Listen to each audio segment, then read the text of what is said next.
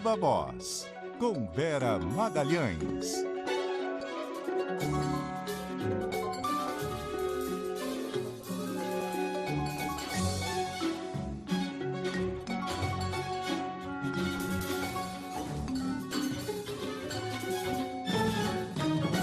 Oi, Vera, boa tarde.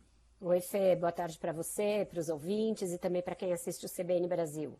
Vera, nós tivemos a indicação já tudo formalizada de Jorge Messias para a vaga no Supremo Tribunal Federal, só que agora o governo vai ter que lidar com as consequências dessa indicação com o Senado, com o presidente do Senado, Davi Alcolumbre, porque Davi Alcolumbre queria indicação de Rodrigo Pacheco. Como é que governo e Jorge Messias vão lidar com os atritos dessa indicação? Vão ter que fazer isso na base da diplomacia e do corpo a corpo, Fernando. O Palácio, desde ontem, está no seguinte discurso: olha, indicar o presidente do Supremo nunca foi uma atribuição compartilhada com o Senado. A atribuição é do Executivo, cabe ao presidente fazer isso, é uma prerrogativa dele, e ao Senado cabe sabatiná-lo e aprová-lo. E aí é que mora a grande complicação, porque tem essa sabatina e essa votação no plenário, e ambas são por voto secreto.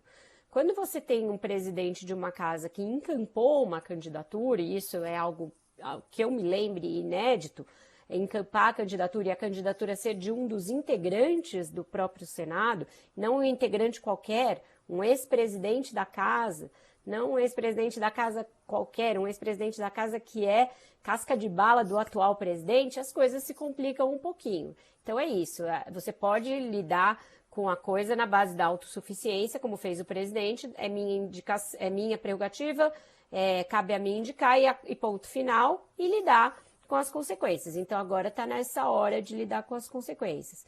Tão logo foi anunciado o nome do Messias, o Davi Alcolumbre já pautou um projeto que lida aí com despesas previdenciárias e que pode representar um rombo bilionário para o governo. A típica pauta-bomba. Típica pauta-bomba. Então isso, ao meu ver, já foi uma reação e um recado. Um senador me contou ontem que ele pretende lançar o nome logo para marcar a sabatina logo e marcar a votação logo, do tipo, dá seus pulos e arruma os seus votos. Então a coisa pode sim ganhar uns contornos meio tensos para o governo nas próximas semanas. A gente sabe que esse governo ele não tem maioria em nenhuma das duas casas, e é uma ilusão do governo achar que a situação no Senado é melhor e ponto. Ela só é melhor porque o presidente ajuda, porque é ele que tem os votos, o presidente do Senado, Davi Alcolumbre, e não o Lula. Então tudo isso vai ter que ser muito conversado, vai ter que ser construído, e eu diria que não é pouco provável que o Davi Alcolumbre peça mais coisas, além das muitas coisas que ele já tem nesse governo. Ele tem ministérios, tem cargos em escalões inferiores, tem cargos nos bancos públicos, tem muita emenda, e provavelmente vai querer renegociar suas posições no governo para engolir isso que ele considera que foi um sapo. Ele acha que o presidente não o comunicou direito, que a conversa com o Rodrigo Pacheco não foi boa, ele acha que o líder do governo, Jacques Wagner, não jogou limpo para dizer quando que seria feita a indicação. Então tem muitas arestas a aparar, e ao Messias vai caber fazer o corpo a corpo, e de senador em senador. O fato dele ser evangélico vai ser usado como um argumento a seu favor. Tem senadores que são ligados aí a igrejas evangélicas, e eles comemoraram muito uma inesperada reação positiva por parte do ministro André Mendonça, que também é evangélico e foi indicado pelo Bolsonaro. Então, quando ele fez uma postagem elogiando a indicação e elogiando inclusive o Lula por isso foi visto como uma espécie de um passaporte junto a senadores que poderiam não ter simpatia pelo nome do Messias. Como você disse, né, Vera, o Senado tem sido, digamos, o ponto mais ou menos seguro para o governo até agora. E o PL antifacção, que a gente tanto fala aqui, vai para o Senado agora, né?